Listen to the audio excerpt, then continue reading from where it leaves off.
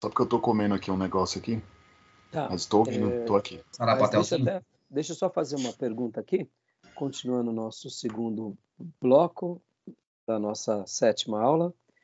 Ficou alguma dúvida sobre o módulo passado? A ideia da grama de Deus, fantástica, não? Amém. E da grama sintética, né? Quando a gente dá uma grama sintética, a ovelha morre. Mas quando a gente dá a grama de Deus, a ovelha cresce, né? Então eu aprendi isso com Ariovaldo Ramos, que Deus tenha misericórdia dele e de muitos outros pastores, né? Aprendi muita coisa boa com ele, admito, não vou negar não. Mas lamento algumas escolhas, principalmente viés político, né? Que ele tem feito, né? Bom, continuando aqui, Gil, quiser mudar, pode mudar, tá? Ok. Pastor Johnny, então aqui continua a leitura para nós, né? Nós começamos a ler aqui, lemos Romanos. Ficou claro aqui, né? As divisões são só não sugeridas projetou para nós aqui, tá? Opa, então tá, vou projetar agora. As divisões são sugeridas pelo próprio texto, né? Tem o título, sacrifício vivo, sacrifício santo, sacrifício agradável. O próprio texto. Conclusão. O que é o vosso culto racional? 2. Leia para nós, pastor, por favor. O esboço gira em torno de uma ideia principal e as divisões ampliam essa ideia. Título: 3 critérios para a felicidade do cristão, Salmo 1:1. Primeiro, né, ouvir a Deus, não anda no conselho do ímpio. 2, caminhar com Deus, não se detém no caminho dos pecadores. Acho que é o 3 ali, né? Tá 2 de novo. Isso, é 3. Comungar em Deus, não se assenta na roda dos escarnecedores. Olha que sermão gostoso, irmãos. Só esse título já merece esse sermão, né? 3 critérios para a felicidade do cristão. Olha que lindo. Palavra-chave. Perdão, desculpa. É que do sábado para domingo, eu sonhei exatamente sobre o Salmo 1. Meu Deus, foi muito forte, inclusive. Poxa vida, depois compartilhe conosco. Amém. Né? 3 critérios para a felicidade do cristão. Palavra-chave, a gente pode utilizar critérios, né? Qual é o primeiro critério? Ouvir a Deus. Segundo critério, caminhar com Deus. Terceiro critério, comungar com Deus ou ter comunhão com Deus. Fantástico, né? Quer comentar alguma coisa sobre esse esboço, pastor? Gil? Pastor, eu já preguei sobre o Salmo 1 e eu falava sobre as características de um homem de Deus, né? Um homem não... aí eu tenho que falar a sequência, né? Eu sempre gravei isso aí, tem que falar a sequência. Você não para, você não caminha, na verdade, não para e não se assenta.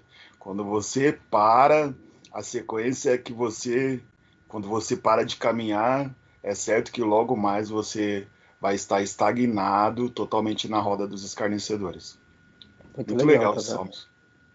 Você vê, esse salmo ele é riquíssimo. Você vê, um versículo aqui dá para você pregar textualmente. Agora, pastor, fala do sonho, porque agora você deixou a gente curioso. Foi muito real, assim. Eu tava justamente caminhando e aí fui abordado por uma pessoa e essa pessoa passou a me ouvir e durante o sonho eu recitei para ela o Salmo primeiro. E justamente tracei esse ponto, né, sobre o que o Salmo pretende nos mostrar. Não se assenta na roda dos escarnecem.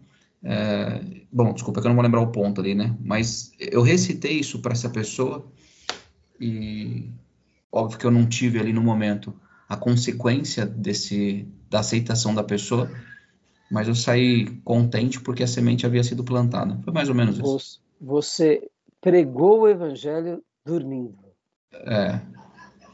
E não é comum, sabia? Assim, eu já tive alguns sonhos assim, mas não acontece corriqueiramente. Por isso que eu acho que foi muito marcante para mim nesse final de semana. E eu posso Deus usa o senhor até dormindo, hein, pastor? Glória a Deus. Aí, glória a Deus, é isso aí.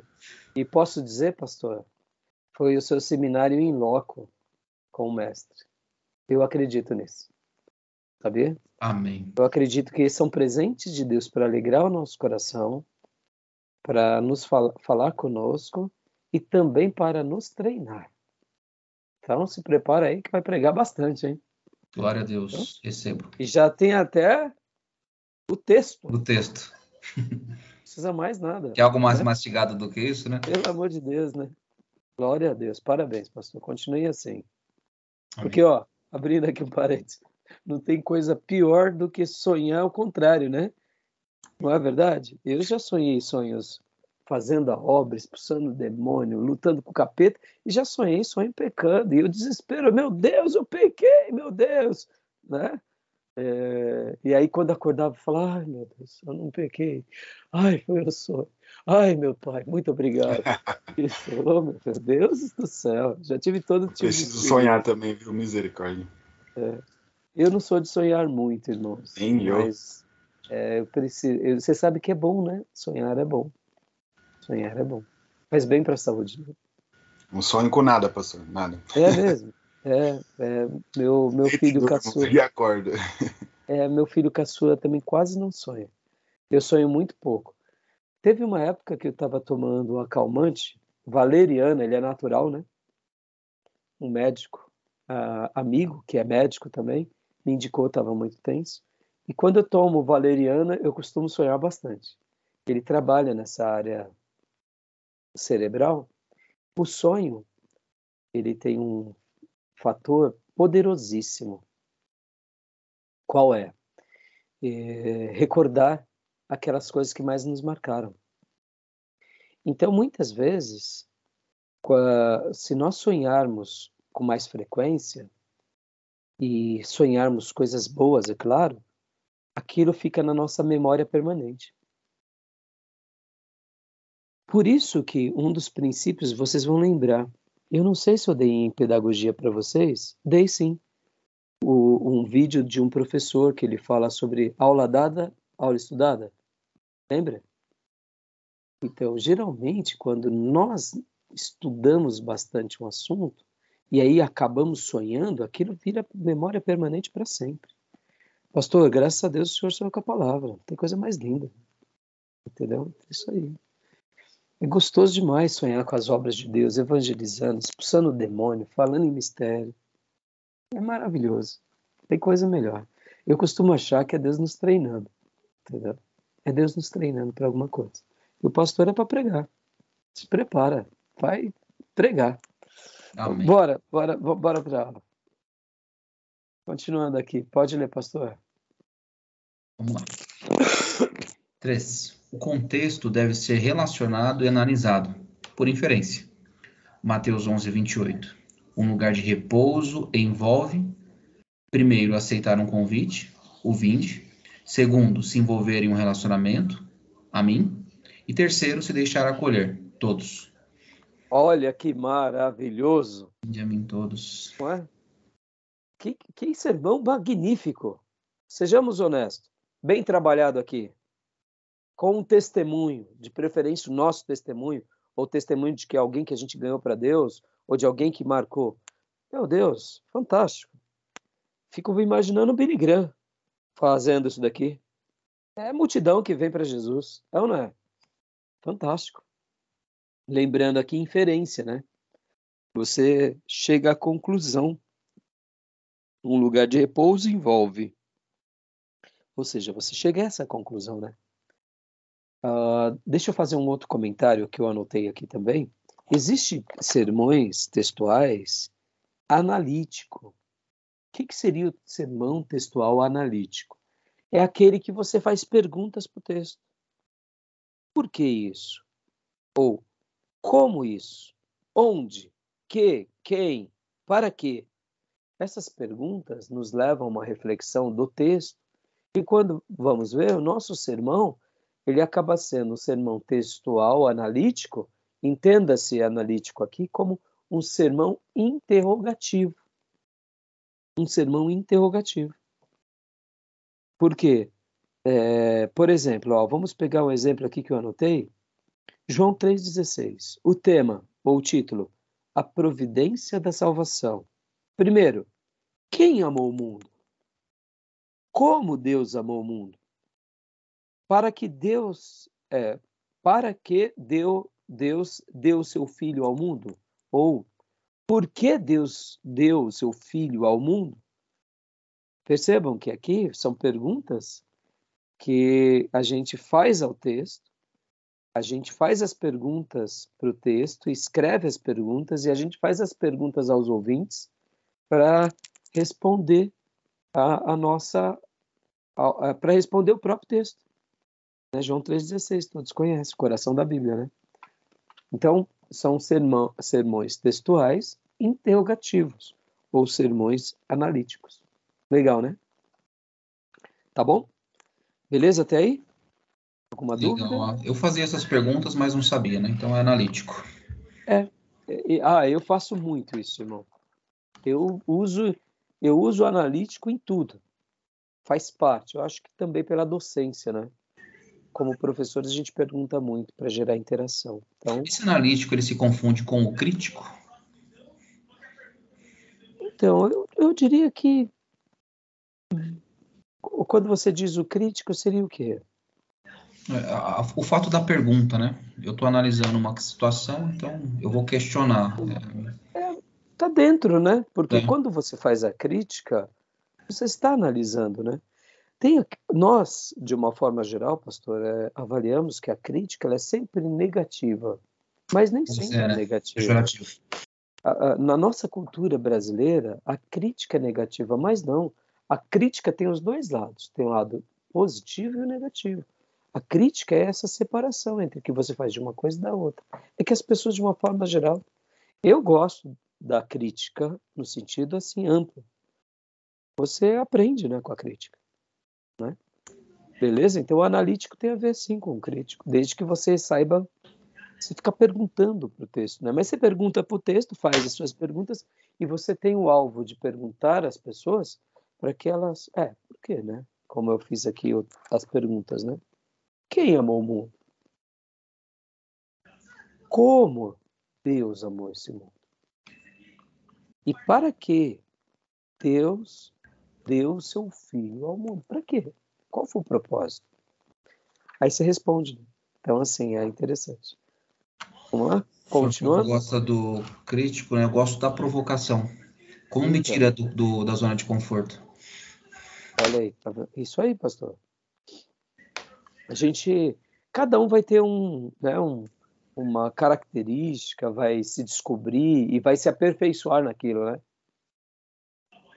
Beleza? Verdade. As perguntas que o senhor faz geralmente em aula me deixa assim, caramba, não parei para pensar nisso aqui. Aí eu fico, tem que descobrir. Provocação. Mas você vê. Então, você vê, e aí tá dentro do seu perfil, né?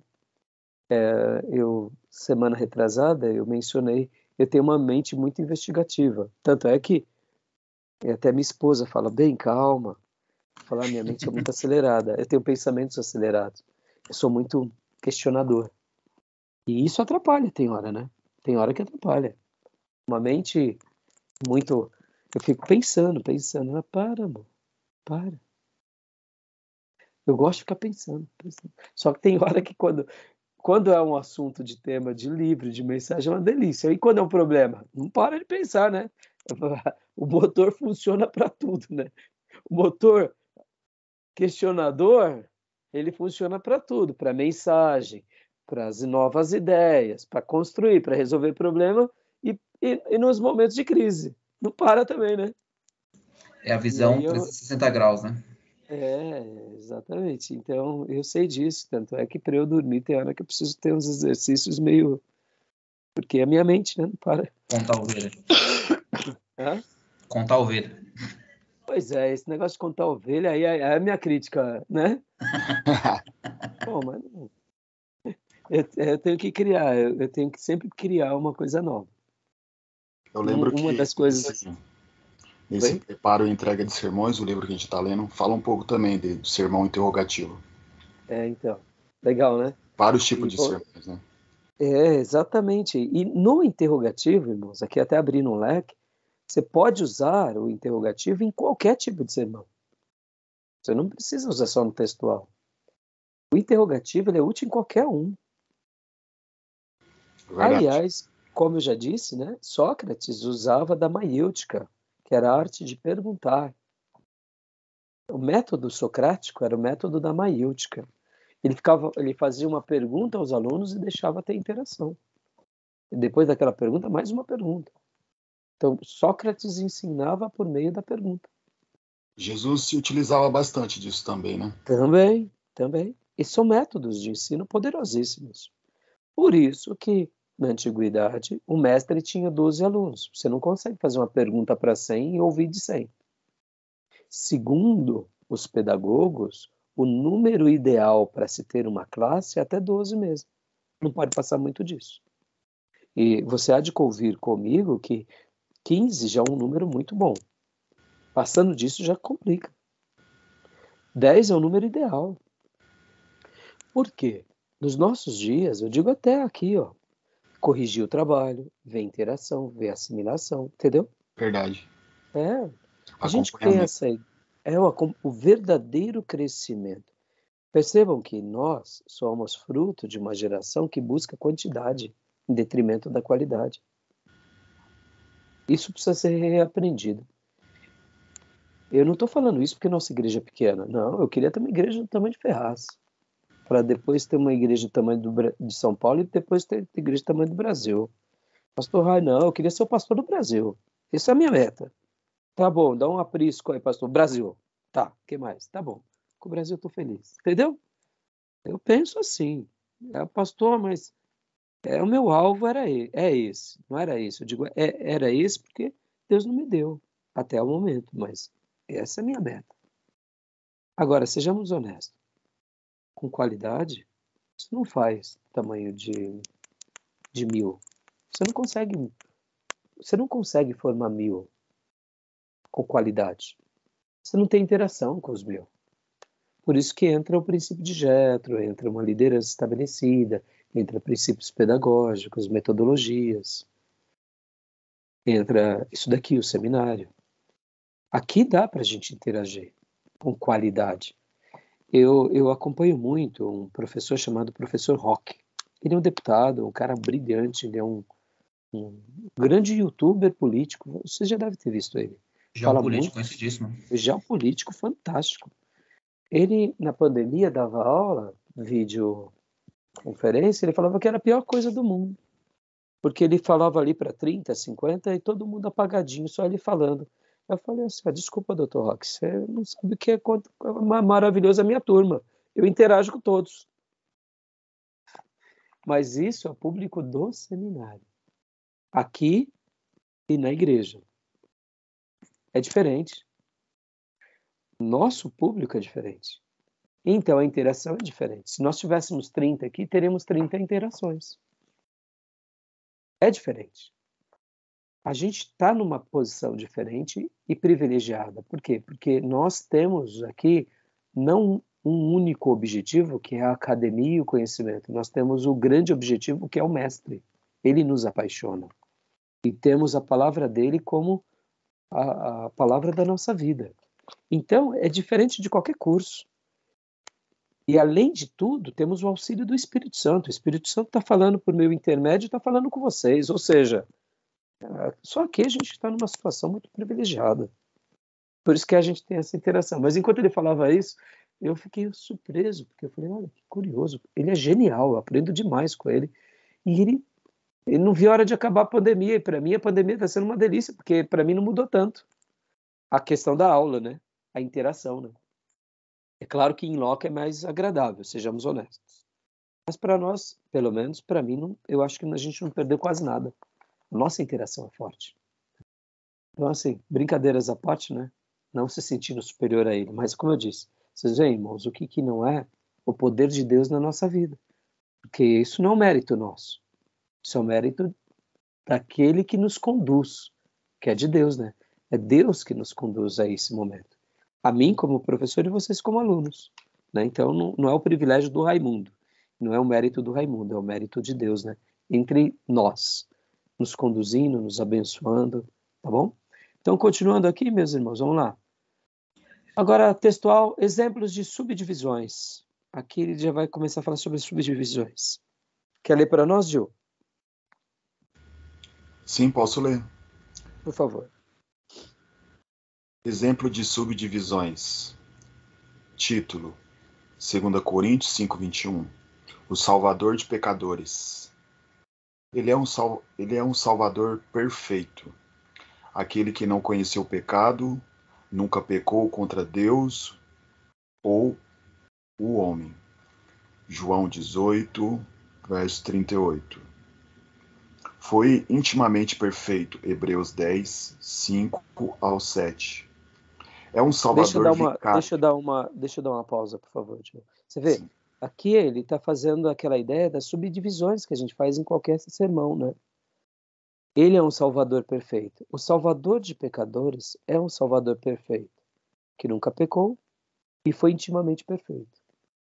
2. Pode ler. É um Salvador vicário. Ele fez pecado por nós. Levou nossa culpa na cruz, 1 Pedro 2:24. Morreu para nos salvar dos pecados, 1 Pedro 3:18. Agora, prestem atenção. Esse é um sermão textual ou ele é um sermão temático? Parece que tem um tema dentro do sermão textual. Temas, né, colocado dentro do sermão textual. Acho que o próprio slide já está dando a dica, né? Ele é textual, mas ele tem subdivisões. Sim, mas você perceba que aqui as subdivisões, o que ele fez? Ele não está aproveitando? Ele está aproveitando o texto, está fortalecendo com os textos complementares. Ficou fantástico ou não? Ficou maravilhoso. Maravilhoso. É textual, porque ele está fazendo todas as divisões dele em cima do quê? Do próprio texto, 2 Coríntios 5:21. Ele é um Salvador perfeito, é um Salvador vicário, é um Salvador que justifica. Mas ele enriqueceu abundantemente com essas subdivisões e com esses textos. Ou seja, paralelos. Exatamente. Ele usou aqui uma percepção de hermenêutica e ele também está usando aqui uma característica, o quê? De sermão temático. E aí, pastor, dá para fazer isso? Claro que dá, meus irmãos. Pecado é você não fazer isso. Entendeu? Né? Não é maravilhoso? Não ser engessado, né, pastor? Você entende? Agora, vamos supor, irmão, que você está fazendo as suas divisões e você coloca subdivisões, mas você não cita o texto. Mas você faz uma subdivisão que remete a uma ideia de algum texto. Vai acontecer isso também. Quanto maior for a nossa comunhão com a palavra, tudo que a gente fala tem a ver com a palavra. Isso é fantástico. Isso é fantástico. Vocês vão ver o Nicodemos pregar, e o Nicodemos vai pregar, e ele vai citar a palavra, mesmo quando ele não está citando a palavra, entendeu? Ele está dando ideias. Você vai ver Billy Graham pregar, e você vai falar assim, Billy Graham está citando isso daqui me remete àquela ideia daquele texto. Quando a palavra faz parte da nossa vida e a gente acredita na palavra, a gente acaba expressando a palavra sem perceber. Isso é magnífico. Agora, não estou dizendo que você deva fazer isso para tomar proveito na palavra como se aquela divisão fosse tua, não. Mas muitas vezes você está pregando e você nem percebe que o que você está dizendo, você está citando a palavra. Agora, no momento que você nota, que você faz o rascunho, que aquela sua construção é um versículo, anote, cite ele, fica mais forte a sua citação. Deixa eu ensinar uma coisa aqui. O poder da citação. A citação, ela é algo poderosíssimo. Porque você evoca, ou invoca, ou anuncia algo que já existe, que não é seu. E nesse caso, o poder da citação, ele é magnífico, por quê? Porque você está citando os oráculos divinos. Então, citar algo e citar a referência e dar a referência não é um gesto de fraqueza, é de grandeza. Isso mostra o seguinte, Eu estou fundamentado ali. Aonde? Lá. Em qual livro? Naquele. De procede de quem? De Deus. Entendeu?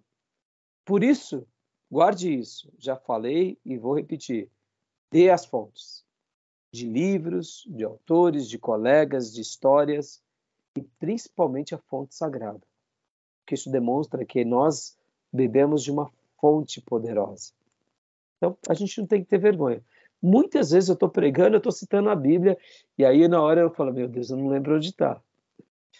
Porque tem vezes você não lembra.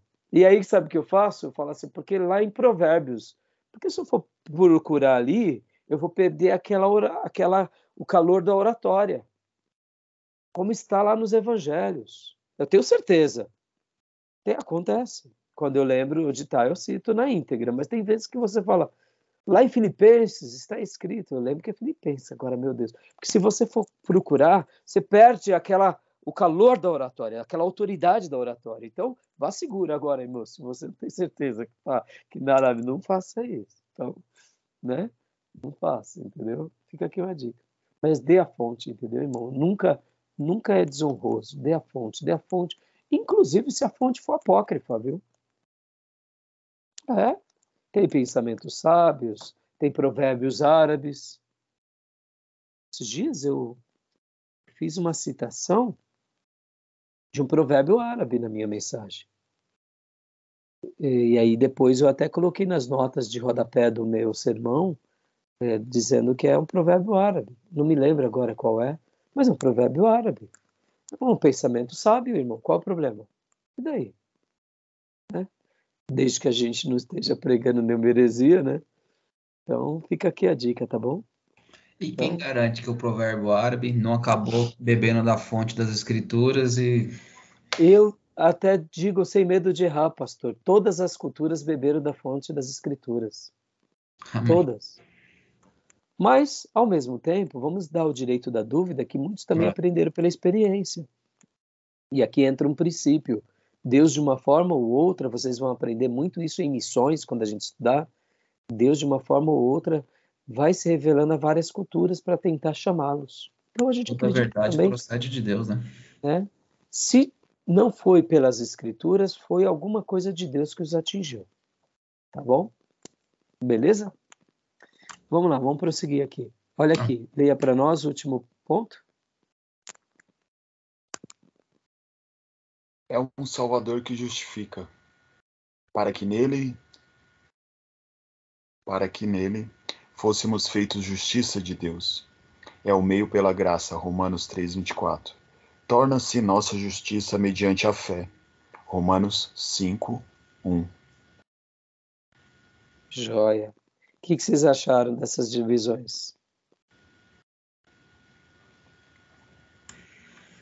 De alguém experimentado na fé, porque, de fato, né, você pega o texto 2 Coríntios 5:21, se faz a citação dos pontos chaves, e aí complementa com textos da própria Escritura, só corroborando com o que ele está propondo. Fantástico, não é? E parece muito com o Hernando Dias Lopes, cara. Ele é sensacional muito, né? nesse aspecto. É sensacional, né? Agora, vocês veem, irmãos, ó, vamos ser honestos aqui. Vamos pregar, domingo não temos o que pregar. É uma mensagem maravilhosa ou não é? Não tenho dúvida. Maravilhosa. Por isso que, assim, aí onde entra aquilo que eu falei para vocês de não copiar a mensagem. Mas vamos ser honestos. Você não tem o que falar. Você está desesperado. Você pegar uma mensagem dessa e apresentar, não está errado. Está sendo bíblico. Agora, oi? Está sendo muito bíblico. Muito bíblico. Por outro lado, é aí onde entra o que eu falei para vocês de não copiarem, não viverem de esboços. O esboço ele vai ser um artifício útil na vida do ministro em momentos assim de desespero. Agora, eu particularmente não gosto porque você cria dependências. Sejamos honestos, ó, só esses textuais aqui já dá para a gente pregar fantástico, né? Esse de Mateus, Salmo 1, Romanos 12. Aqui já 3 mensagens lindíssimas. Por outro lado, como eu falei para vocês, se a gente fica viciado, aí a gente não ouve do Espírito Santo. Esse que é o problema.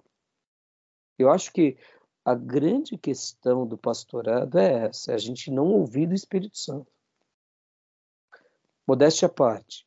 Enquanto eu orava pelas pessoas, para você ver que coisa, nasceu de uma oração. A ideia é que possivelmente eu vou pregar domingo. Estava intercedendo por aquele rapaz, pelo que parece ali, é uma pessoa frustrada com a religião, não sei que vida ele tem, como que é a vida dele, qual é a história. Comecei a orar por ele e por todos aqueles que têm uma história, que vivem são anti-Deus, que veem na pessoa de Deus um ser. Comecei a orar. Lembrei da mulher samaritana. Por quê? Sei lá por quê. Sei lá por quê. E aí me veio na mente isso. Ali de cara eu já falei, Deus está falando comigo. Olha que fantástico. É isso que eu digo para vocês. Essa experiência de ouvir um toque que nasce de uma oração só faz quem se dedica. Senão a gente vicia aqui.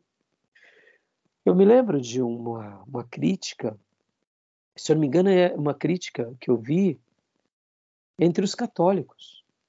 Os católicos, eles estavam, muitos sacerdotes católicos, eles pegavam os esboços, ou era de um pastor ou de um padre muito piedoso, que fazia os seus esboços e todos eles saíam copiando a mensagem do padre, sabe? Era uma coisa assim, um grande teólogo.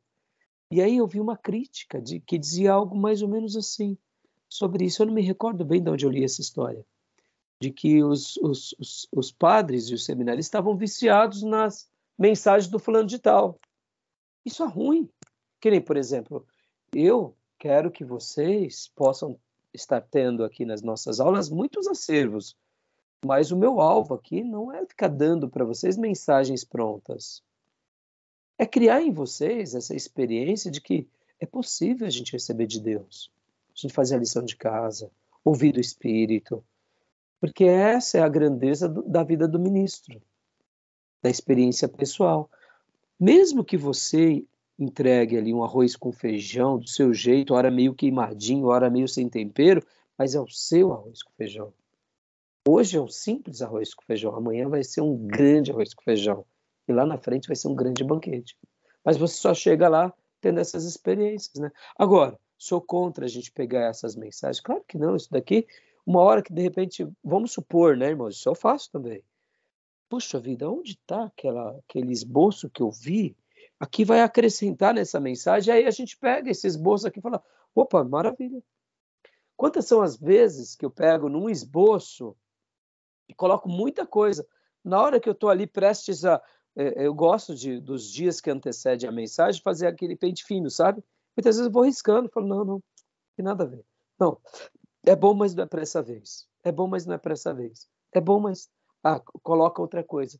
E a gente vai sendo treinado. Porque, lembra, homilética é a arte de pregar. Homilética, ela é ciência, mas ela é também arte. Como ciência, estamos aprendendo as técnicas, e como artes, temos que ter essa interação com o sobrenatural, com Deus, com a nossa vida, com a nossa consciência, com a nossa mente, com as nossas experiências. Tá bom? Então, beleza, meus irmãos? Algum comentário? Tranquilo? Podemos prosseguir? Da minha parte, sim. Joia, então vamos lá.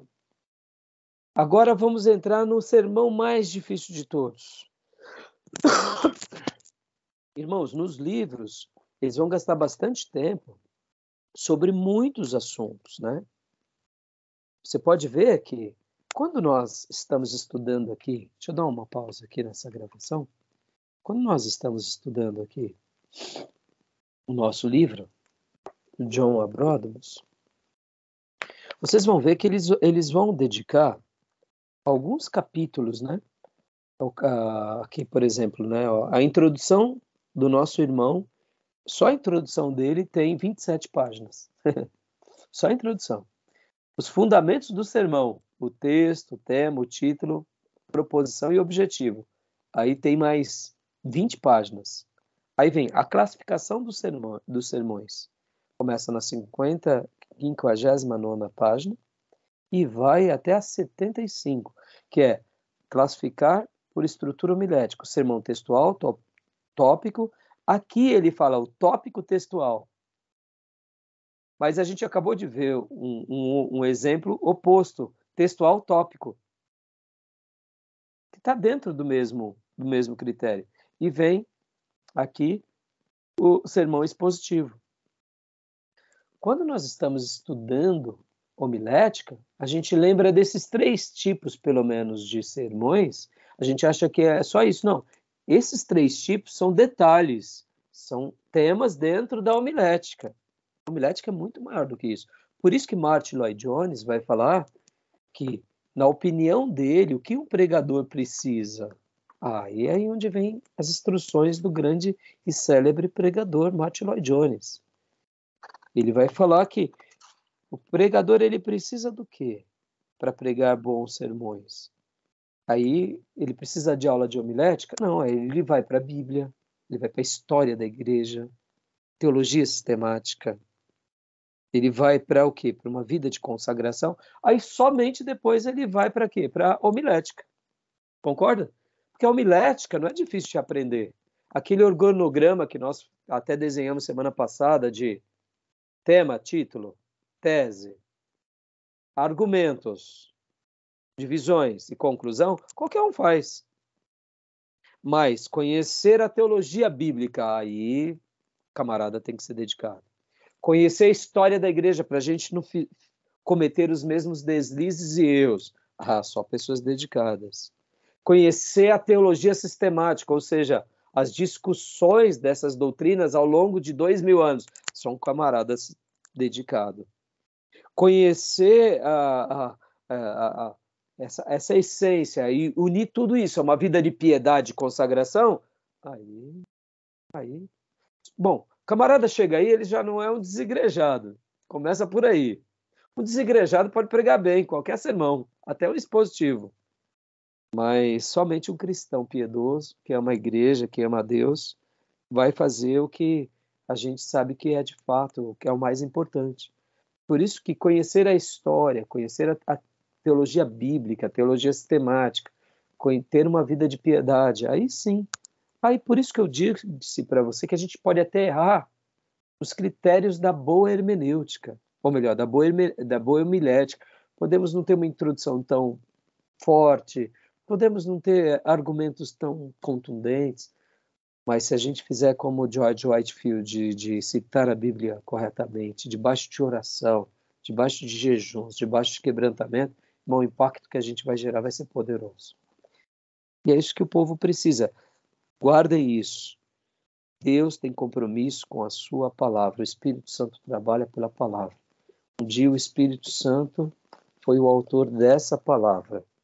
E vai ser a palavra no coração do ouvinte que o Espírito Santo vai trabalhar. Por isso que a gente tem que pregar a palavra. E Paulo foi muito feliz quando disse prega a palavra. Amém, meus irmãos? Tá bom? Então, agora, voltando aqui, né? Então eu estava falando do Brodus, aí depois ele vai para elementos formais no sermão. A importância da organização, elementos funcionais, né? E aqui, Gil, você tinha até comentado ainda agora, né? Classificação por tema. O sermão teológico, o sermão ético. Não, eu fiz uma observação errada. O sermão para o programa da igreja. Eu pensei que ia ser o sermão,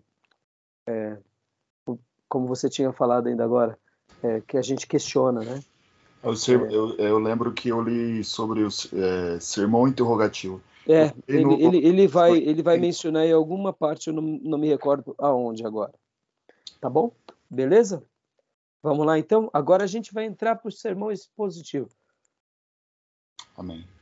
O que é o sermão expositivo? Antes da gente entrar no slide. Vamos lá. O que vocês aprenderam sobre sermão expositivo? Bom, sermão temático ou topical, vocês já viram que trabalha sobre um tema, um tópico.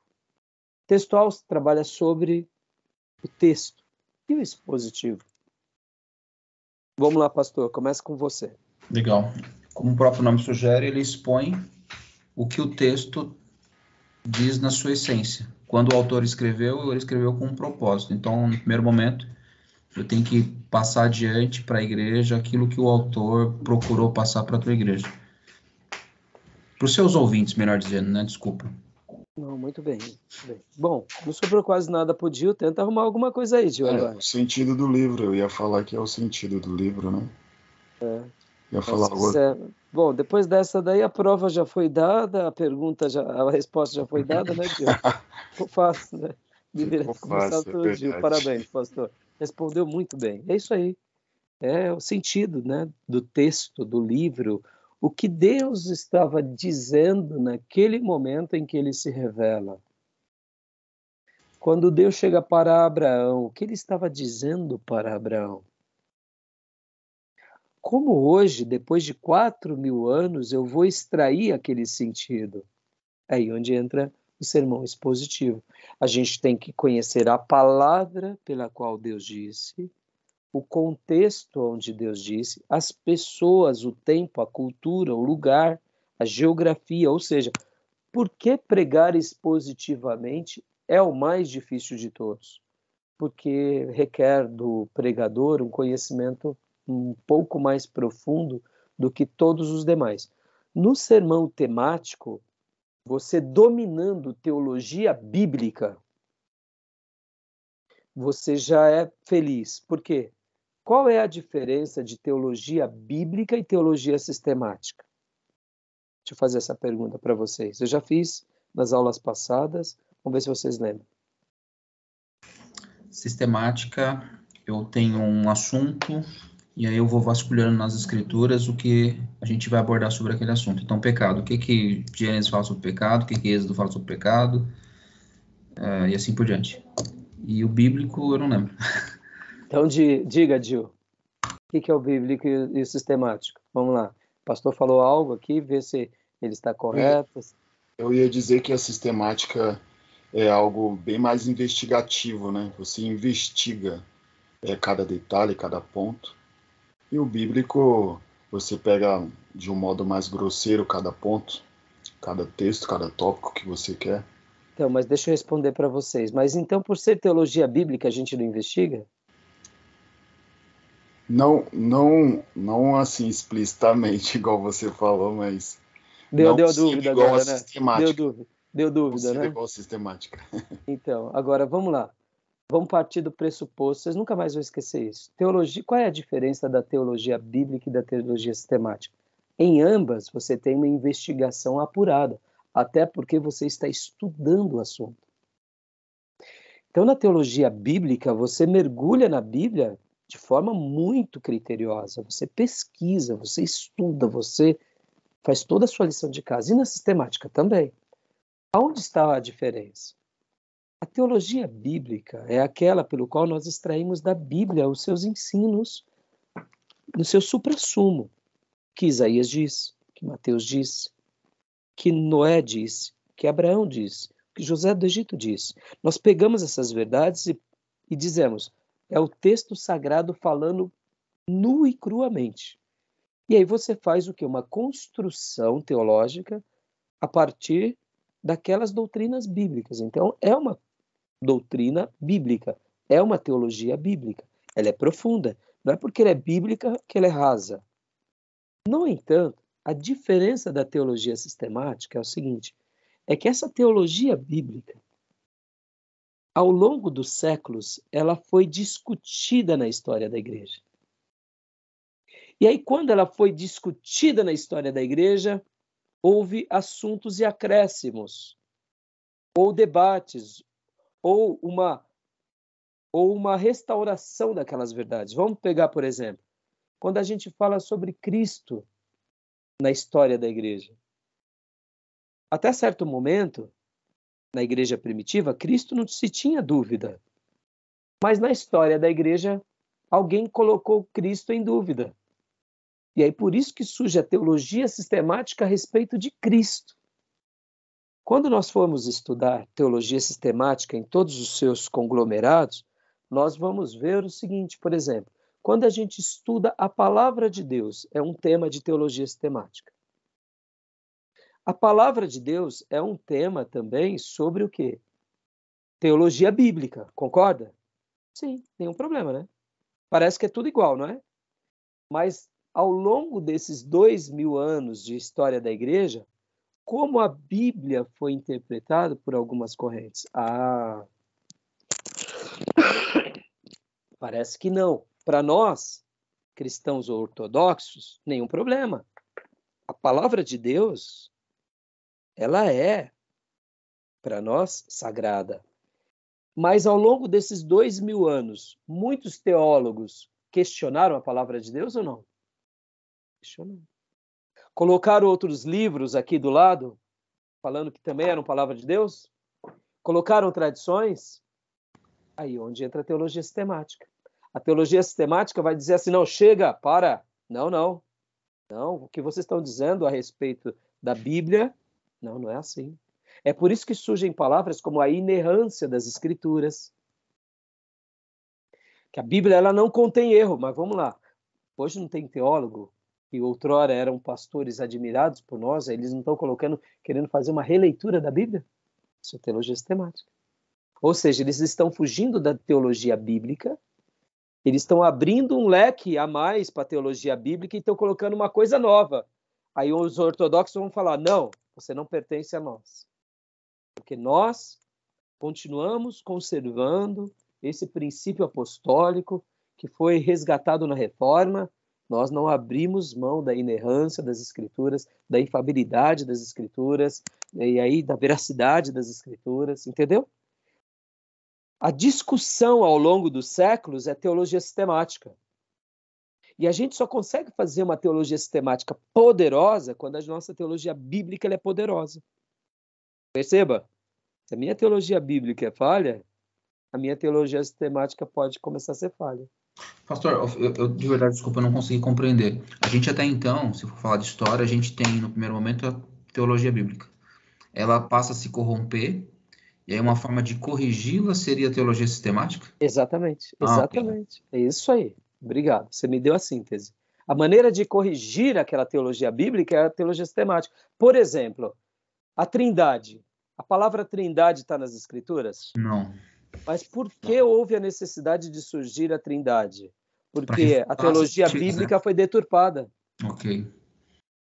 E aí, os pais da igreja se reúnem nos concílios, ou eles começam a reformular de novo teses, dizendo, não, vocês estão indo para o caminho errado. O Espírito Santo não é só uma força, não.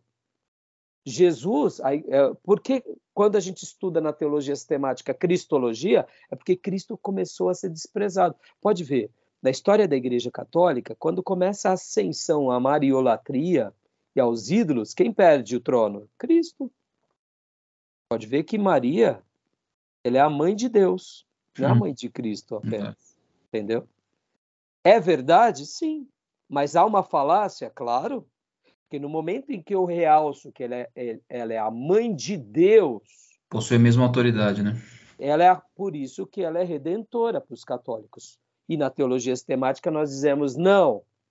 E aí vem Calvino, por exemplo, quando nós pegamos as Institutas de Calvino, por que ele fala tanto quanto o papado? Tanto, porque naqueles dias era o papado que dominava.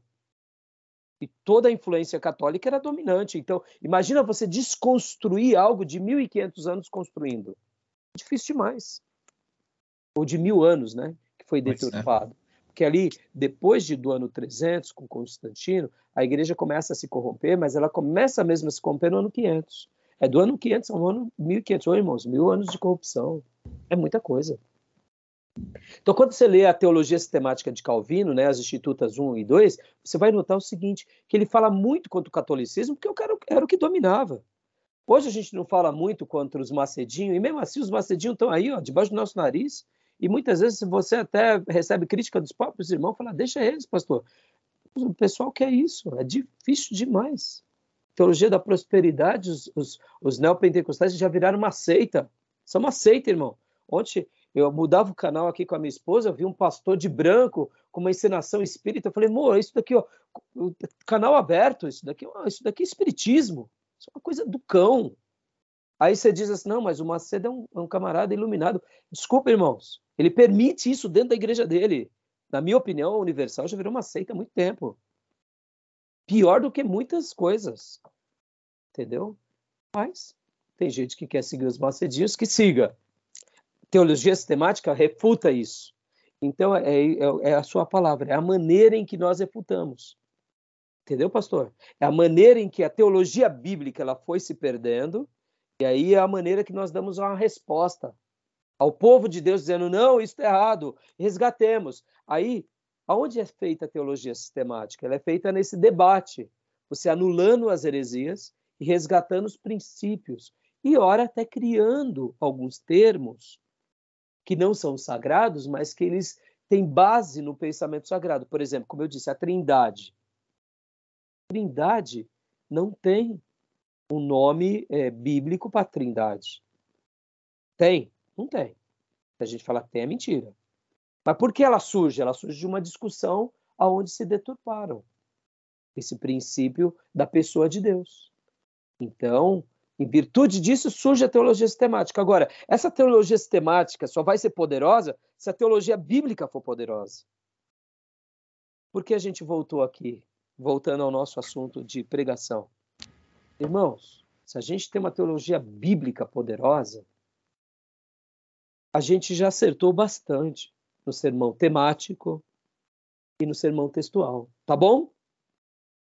Você pode até não fazer um sermão expositivo tão bom, porque te falta recursos.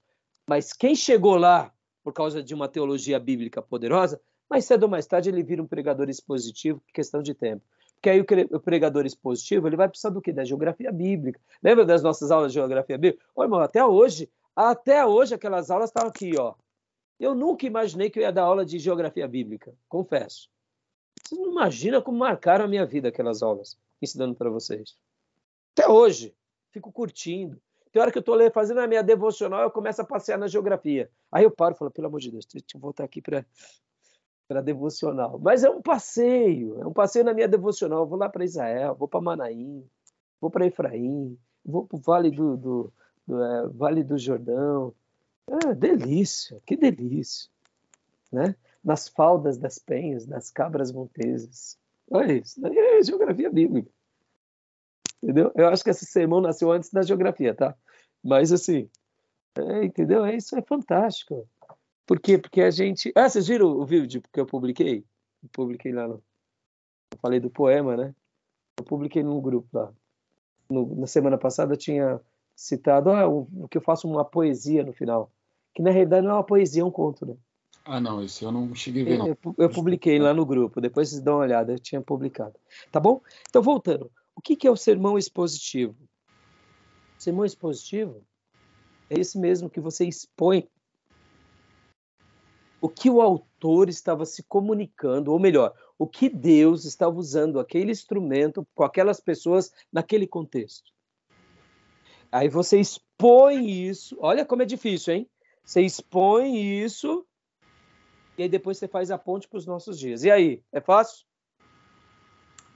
De forma nenhuma. Sim. Só de você fazer a leitura do que Deus estava falando com aquelas pessoas naquele contexto é maravilhoso. Fazer a ponte vai ser o menos trabalhoso, né? Porque se você conseguir chegar lá, a ponte é uma questão de compreensão, não é? Então é isso, o sermão expositivo é esse, por isso que ele é o mais difícil de todos, entendeu? Tá bom? E assim, existem muitas definições do que é um sermão expositivo. Eu separei muitas, né? Depois eu posso até passar para vocês. Mas assim, a grosso modo, cada autor vai tratar de uma forma, eu diria, brilhante e especial sobre essa questão e sobre essa definição. Tá bom? Beleza? Vamos lá então para o slide? Isso que o senhor falou da diferença entre a teologia sistemática da teologia bíblica foi maravilhoso. Então, a princípio parece que a teologia bíblica é o irmãozinho simplesinho que só lê a Bíblia, né? Foi maravilhoso. Não é não.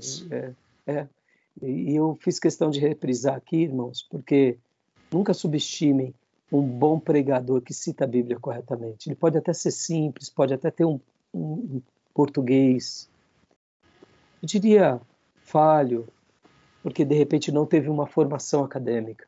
Mas se ele cita os textos corretos, com a sua simplicidade, tá? Dê o direito da dúvida. Se ele lê corretamente, ele tá tentando fazer uma teologia bíblica. Por isso que Wesley resgatou o quê? O pregador leigo. Porque muitas vezes o pregador leigo tem uma boa, o quê? Uma boa definição do quê? De uma teologia bíblica. Ele ama a Bíblia. O pregador leigo ama a Bíblia. Se Deus disse que Jonas ficou 3 dias no ventre do peixe, ele crê.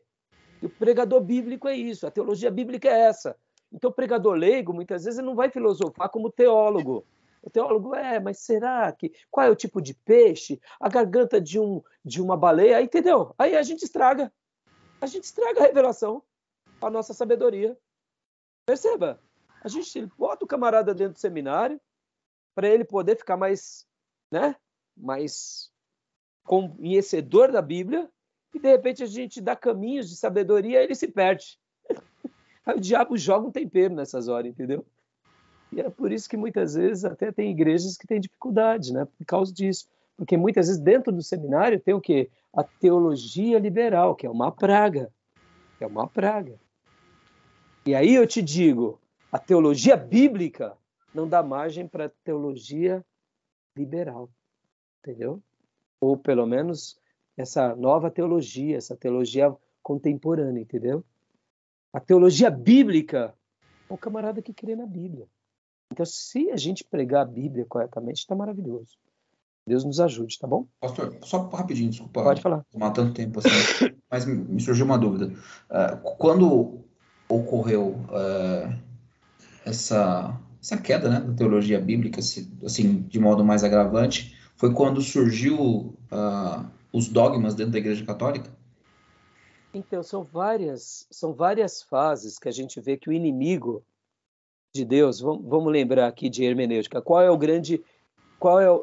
foi o primeiro hermeneuta da história? Diabo, Diabo. né? Foi Distorcendo. isso que Deus disse? Né? Foi isso que Deus disse? Ele já ali distorcendo. Eu acho que o Nelson fala isso, né? Fala. É muito legal isso.